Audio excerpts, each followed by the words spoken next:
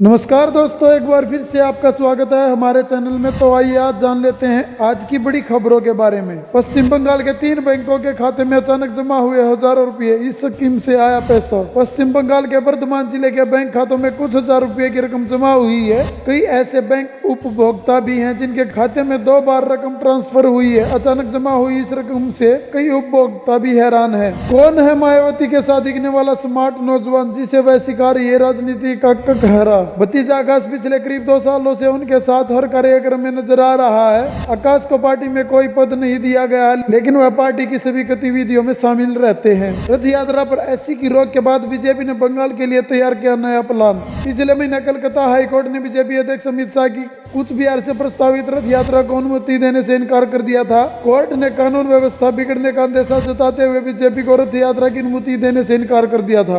क्या कर्नाटक में बचेगी कुमार स्वामी की सरकार? यहाँ समझे सत्ता के बदलते समीकरण का पूरा गणित। सत्ता और विपक्ष दोनों खेमा एक दूसरे पर विधायक तोड़ने का आरोप लगा रहे हैं। ऐसे में सवाल उठता है कि क्या कर्नाटक में कांग्रेस और जनता दल सेक्युलर की सरकार गिर जाएगी? राहुल गांधी को जेटली की फिक्र, कहा मैं और कांग्रेस पार्टी 100% आपके साथ। वित्त मंत्री अरुण जेटली का पिछले साल दिल्ली के अखिल भारतीय आयुर्विज्ञान संस्थान में किडनी ट्रांसप्लांट हुआ था। किडनी ट्रांसप्लांट के बाद जेटली की यह पहली विदेश यात्रा है। 1 फरवरी से हवाई यात्रा होगी महंगी। एयरपोर्ट पर लगेगा लगेज स्कैनिंग चार्ज। प्रति यात्री 5 रुपए से 50 रुपए के बीच का यह नया charge Indira Gandhi international airport पर 1 फरवरी से लागू होगा। ऑपरेशन लोटस से कैसे लड़ेगी कांग्रेस जेडीएस? कर्नाटक में जेडीएस कांग्रेस गठबंधन वाली सरकार से 2 विधायकों के समर्थन वापस लेने के बाद बीजेपी ने राज्य में अपनी सरकार बनाने के लिए कोशिशें तेज कर दी हैं। एक बार और दुनिया की 7 सबसे ऊंची चोटियां, ये है अरुणिमा की कहानी। अरुणिमा सिन्हा विश्व की 7 सबसे ऊंची चोटियों पर पहुंचने वाली पहली दिव्यांग महिला है। लेकिन इस सफर को तय करना इतना आसान नहीं था। इसका लक्ष्य उन्होंने तब बनाया जब उनके साथ एक हादसा हुआ था। क्या उत्तर से निराश होकर दक्षिण भारत के भरोसे लोकसभा चुनाव में उतरेगी बीजेपी? प्रधानमंत्री नरेंद्र मोदी ने 2019 के लोकसभा चुनाव के लिए अपनी चुनावी अभियान शुरू कर दिया है। केरल के तिरुवनंतपुरम के दौरे पर मोदी ने कांग्रेस और वाम मोर्चे वाली सरकार पर तीखा हमला किया है। विरोध को दरकिनार कर राष्ट्रपति ने संजीव खन्ना व दिनेश माहेश्वरी को एसी में किया नियुक्त। राष्ट्रपति ने कॉलेजियम की सिफारिश स्वीकार करते हुए दिल्ली हाईकोर्ट के न्यायाधीश संजीव खन्ना और कर्नाटक हाईकोर्ट के मुख्य न्यायाधीश दिनेश महेश्वरी को सुप्रीम कोर्ट का न्यायाधीश नियुक्त कर दिया है। पुराने नोट के बाद अब बदले जाएंगे सिक्के। मार्केट में पहली बार आएगा 20 का सिक्का। पुराने नोट बदलने के बाद अब बारी सिक्कों की है। पुराने नोट की तरह सरकार अब पुराने सिक्कों को भी बंद करेगी। इनकी जगह मार्केट में अब नए सिक्के आएंगे। साथ ही सरकार पहली बार मार्केट में 20 रुपए का नया सिक्का भी लाएगी। सरकार ने लंबे मंथन के बाद यह फैसला लिया। 16 जनवरी को अंतरिक्ष यात्रा पर रवाना हुई थी कल्पना चावला। अब इसरो की बारी।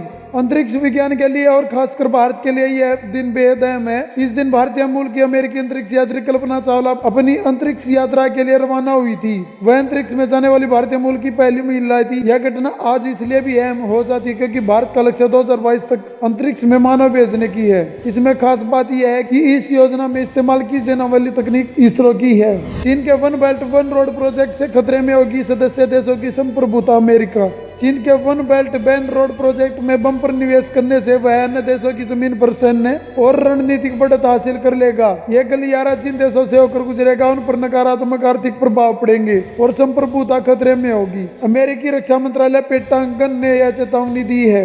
नाले में बहता मिला युवक का शव, हाथ में गुदा था विजय नाम। एक व्यक्ति का शव बुधवार को सुबह नोएडा के एक नाले में बहता हुआ पाया गया। स्थानीय लोगों ने सेक्टर 8 के नाले में सुबह एक शव बहता हुआ देखा, जिसके बाद पुलिस को सूचना दी गई। सूचना मिलने पर पहुंची सेक्टर 20 थाने की पुलिस ने किसी तरह शव को बाहर निकलवाया और फिर उसे पोस्टमार्टम के लिए भेजा गया। हवा की गति कम होने के चलते बुधवार को राजधानी दिल्ली की हवा बेहद खराब कैटेगरी में पहुंच गई। अथॉरिटीज के मुताबिक हवा की गति कम होने के चलते प्रदूषण कण पर्यावरण में जमा हुए हैं और इसके चलते हवा की क्वालिटी पर विपरीत असर पड़ा है।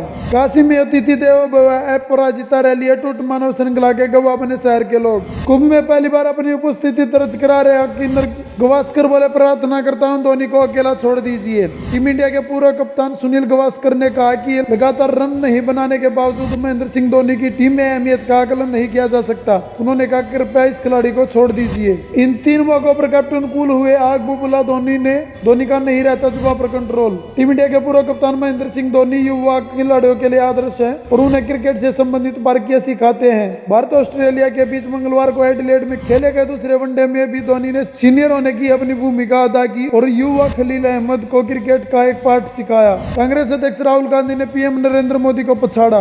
कांग्रेस अध्यक्ष राहुल गांधी जिस तेजी से लोकप्रियता की सीढ़ियां चढ़ रहे हैं, उसका असर सभी जगह दिखाई दे रहा है। आश्चर्यजनक रूप से राहुल ने मोदी को बड़े अंतर से पीछे छोड़ दिया है। इसमें कोई संदेह नहीं कि इसका असर आगामी लोकसभा चुनाव में भी देखने को मिल सकता है। नाराज सलमान खान ने मलाइका अरोड़ा को किया बार, अब दिखेगी विदेशी मुन्नी। सलमान खान इस समय भारत फिल्म की शूटिंग कर रहे हैं। इसके बाद वे दबंग 3 पर काम शुरू करेंगे। दबंग सीरीज की दोनों फिल्में सफल रही थी और अब सलमान के फैंस चुलबुल पांडे को एक बार फिर बड़े पर्दे पर देखने के लिए बेकरार हैं। दबंग 3 को क्रिसमस पर रिलीज कराने का इरादा है, क्योंकि फिल्म की शूटिंग ही अब तक शुरू नहीं हुई है। यदि फिल्म क्रिसमस पर रिलीज होती तो रणबीर कपूर की ब्रह्मास्त्र से टकराएगी। यह फिल्म भी क्रिसमस पर प्रदर्शित होगी। योगी सरकार की राह पर मध्य प्रदेश की कमलनाथ सरकार नकल की है खास योजना। मध्य प्रदेश की कई नवेली कमलनाथ सरकार ने उत्तर प्रदेश की योगी सरकार की तर्ज पर आवारा गाय और मवेशियों के खिलाफ अब तक की सबसे बड़ी कार्रवाई शुरू कर दी है। इसकी शुरुआत राजधानी भोपाल से पायलट प्रोजेक्ट के तौर पर हो गई है। मध्य प्रदेश के पशुपालन मंत्री लाखन सिंह यादव ने सड़कों पर घूमने वाली आवारा गायों को गौशाला और कांजी हाउस बेचने का निर्देश दिया है। एसपी बीएसपी गठबंधन का आरएलडी को 3 सीटों का ऑफर, अखिलेश देंगे अपने कोटे से 1 सीट। दोस्तों, अगर आपको हमारी ये खबरें पसंद आई हो तो हमारी वीडियो को लाइक कर दीजिए और अपने दोस्तों के साथ शेयर कर दीजिएगा और हमारे इस चैनल को सब्सक्राइब जरूर कर दें। नमस्कार।